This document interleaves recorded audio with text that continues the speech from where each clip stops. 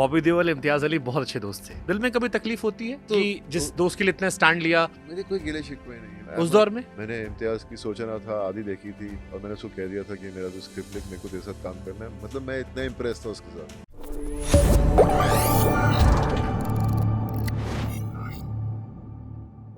इम्तियाज अली को पहला ब्रेक सनी देओल ने दिया था। हाँ बॉबी देओल इम्तियाज अली बहुत अच्छे दोस्त थे। हाँ। बॉबी देओल ने क्लासिक कल्ट इम्तियाज अली की लाइफ की जब वी मेट को प्रोड्यूसर ने पहुंचाया।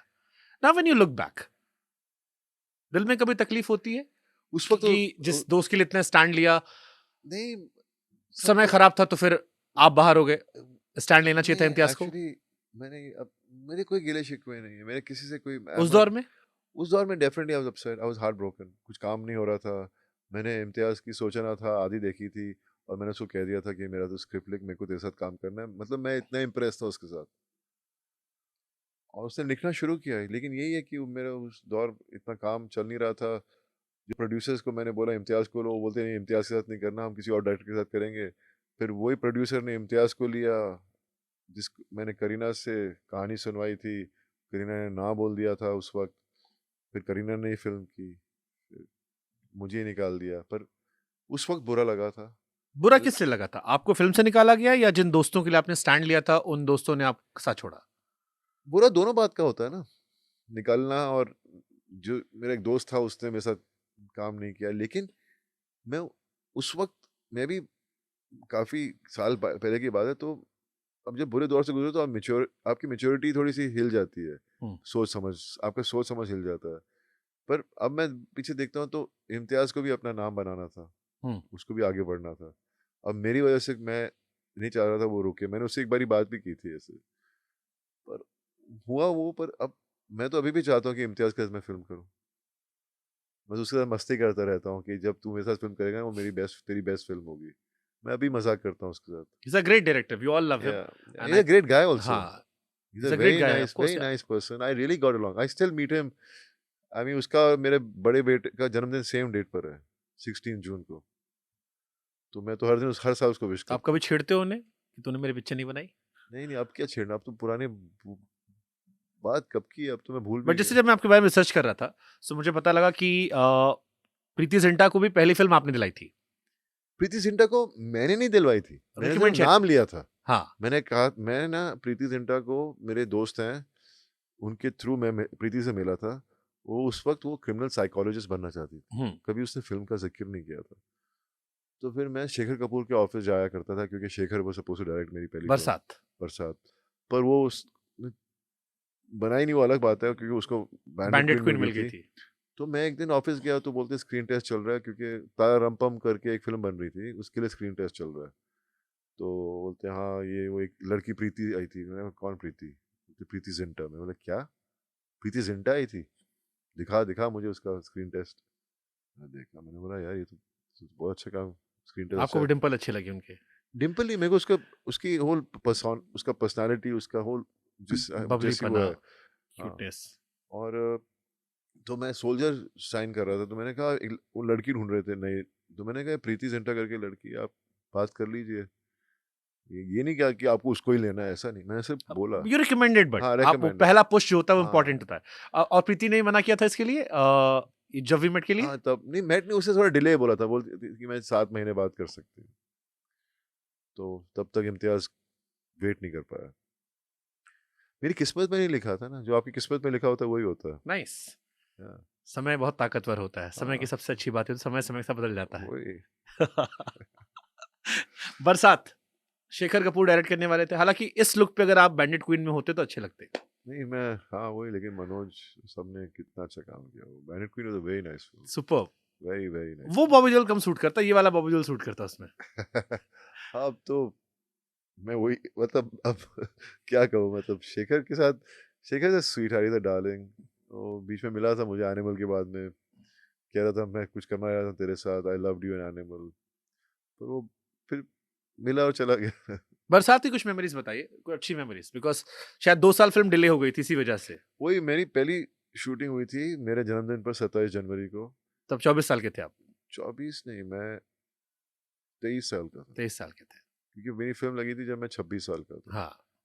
तो शायद मैं 22 साल का होऊंगा, अभी इतना याद नहीं, क्योंकि मेरी फिल्म लगी थी 26 साल का एज पर, हम्म। और 2 साल लगे थे बनने में जब से शुरू हुई थी, और शेखर के जाने और राज संतोषी की डायरेक्शन के बीच में भी 1 साल लग गया होगा, क्योंकि उस वक्त फिल्में 2-2 साल लगते थे बनने के लिए, ऐसा होता था। अब तो ऐसा होगा तो प्रोड्यूसर ही खत्म।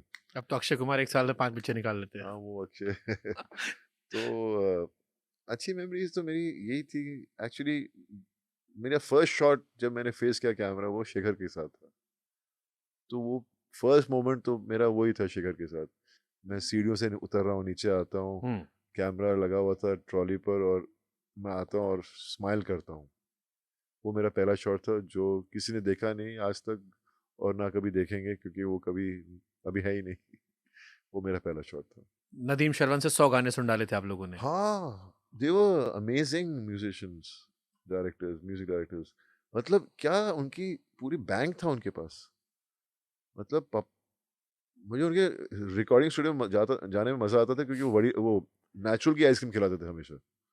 उनको आइसक्रीम खिलाने का बहुत शौक था सबको। आपको मीठा खाने का शौक? मेरे को तो बहुत बड़ा मीठा खाने का शौक है, तो फिर पापा ने एक दिन घर पे बुला लिया उनको।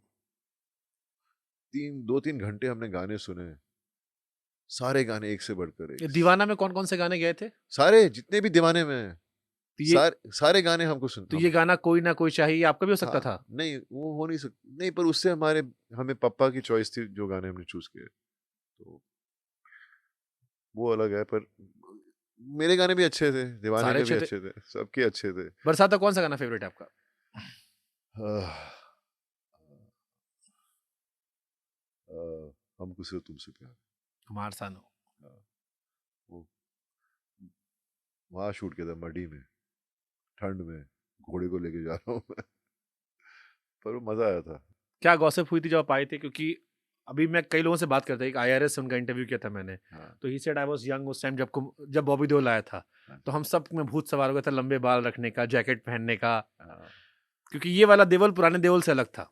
हाँ, हाँ, पर मुझे लंबे बालों का बहुत शौक था, और उस वक्त कोई हेयर स्टाइलिस्ट नहीं होता था, सिर्फ मेकअप आर्टिस्ट, मेकअप होते थे, मेकअप करने वाले। हुँ। और नहाए धोए, बाल सूखे, शूटिंग कर ली। तो मैं लकी था, मेरे घने बाल थे उस वक्त बहुत, और अपने आप ही उनकी फ्लो अच्छी थी, और मुझे लंबे बाल का शौक था। मेरे तो इतना शौक था कि मैं चाह रहा था मेरे बेटे उगाएं, वो उगा ही नहीं रहे थे। फिर कोविड आ गया, तो कोविड में सबके बाल लंबे हो गए, मैं बहुत खुश था।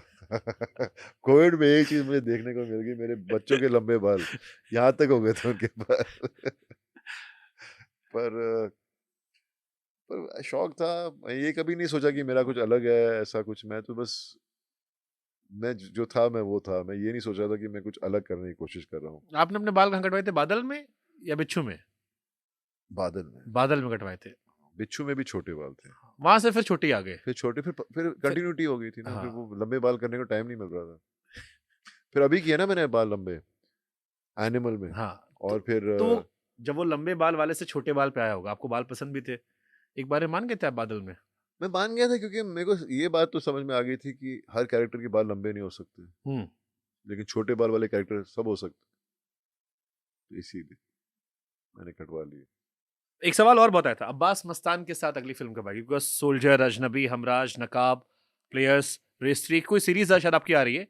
नहीं, कोई स सीरीज हमने एक फिल्म की थी अभी साथ में, पर वो पता नहीं क्या हुआ,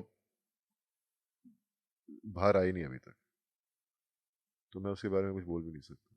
अब्बास मस्तान का कितना बड़ा रोल है आपकी लाइफ़ में? बिकॉज़ ये सारी अभी कल्ट फ़िल्में हैं। अब्बास भाई, मुस्लिम भाई और हुसैन भाई, 3 भाई हैं ये। हुँ। हुसैन भाई एडिटर हैं। They treat me like the younger son, younger brother sorry.